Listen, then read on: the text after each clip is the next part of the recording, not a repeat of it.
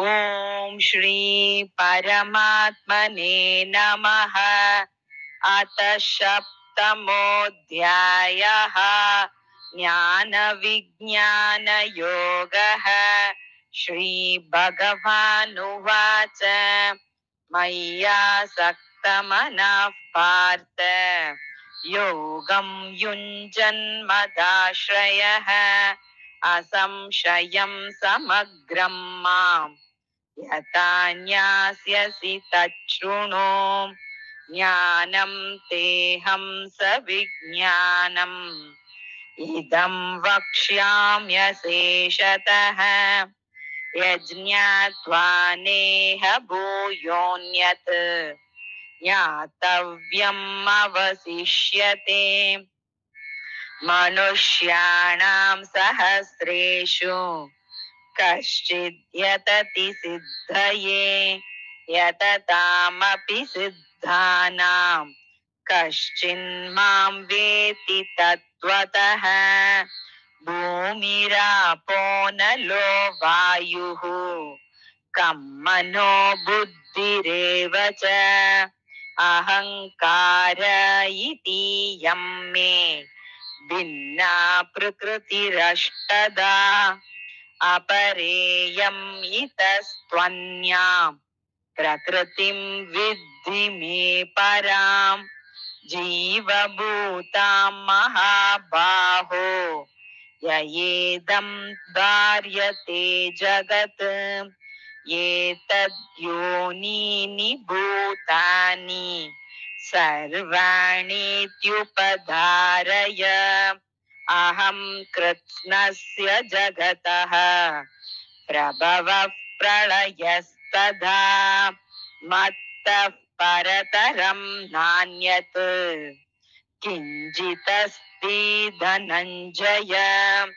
मयि सर्वमिदं प्रोतं सूत्रे मणिगणा इव रसोऽहमप्सु कौन्तेय प्रभास्मि शशिसूर्ययोः प्रणवः सर्ववेदेषु शब्दके पौरुषं नृषु पुण्यो गन्धः पृथिव्यां च तेजश्चास्मि विभावसौ जीवनं सर्वभूतेषु तपश्चास्मि तपस्विषु बीजं मां सर्वभूतानां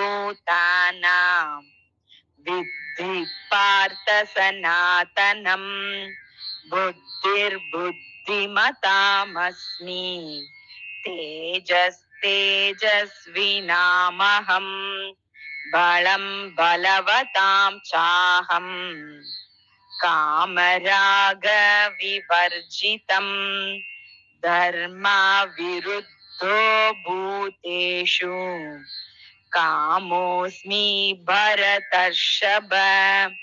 ये चैव सात्विका भावा राजसास्तामसाश्च ये मत्त एवेति तान् विद्धि न त्वहं तेषु ते मयि।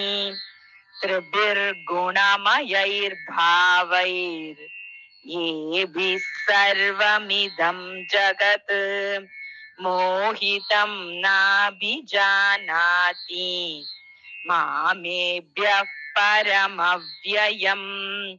दैवी हेषा गुणमयी मम माया दुरत्यया मामेव ये प्रपद्यन्ते मायामेतां तरन्ति ते न मां दुष्कृतिनो मूढाः प्रपद्यन्ते नराधमाः माययापहृतज्ञाना आसुरं भावमाश्रिताः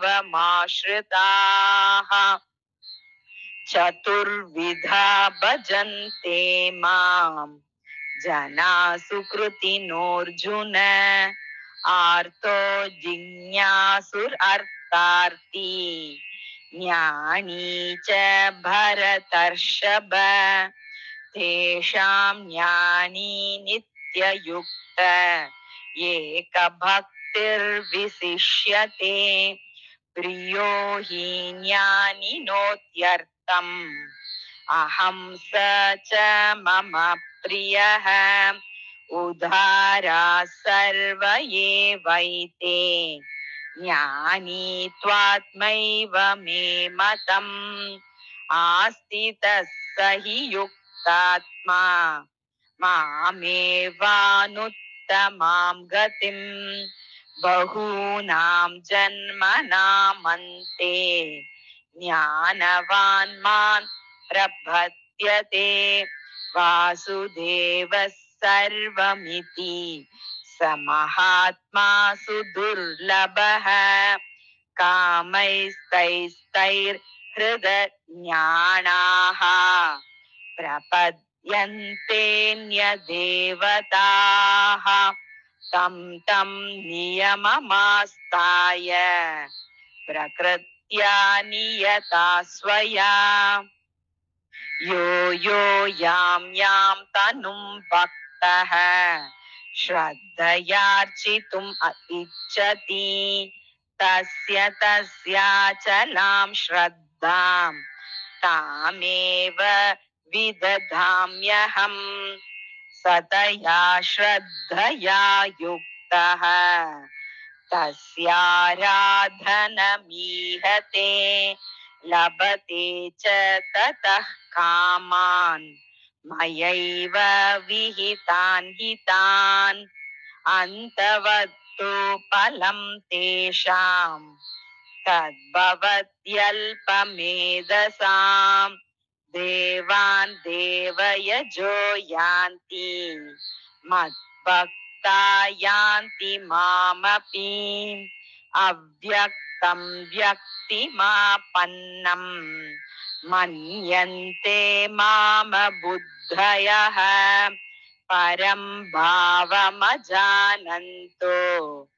ममाव्ययम् अनुत्तमम् नाहं प्रकाश सर्वस्य योगमाया समावृतः मूढोऽयं नाभिजानाति लोको मामजम् अव्ययम् वेदाहं समतीतानि वर्तमानानि चार्जुन भविष्याणि च भूतानि मां तु वेद न कश्चन इच्छा द्वेष समुत्थेन द्वन्द्वमोहेन भारत सर्वभूतानि सम्मोहं सर्गे यान्ति परन्तप येषां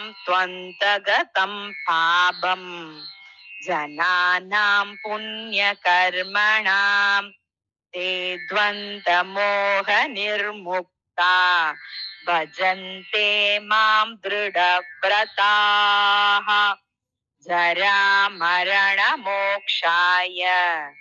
मामाश्रित्य यतन्ति ये ते ब्रह्म तद्विदुः कृत्स्नम् अध्यात्मं कर्म चाखिलम् साधिभूतादिदैवं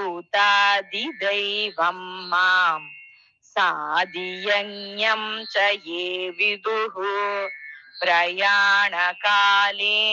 च मां ते विदुर्युक्तचेतसः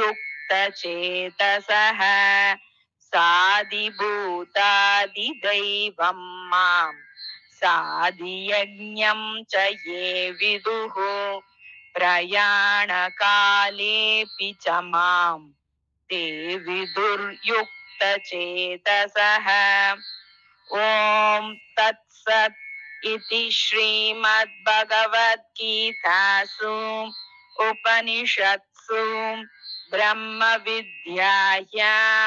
योगशास्त्रे श्रीकृष्णार्जुन संवादे ज्ञानविज्ञानयोगो नाम तमोऽध्यायः हरिः ओम् श्रीगुरुभ्यो नमः हरिः ओम्।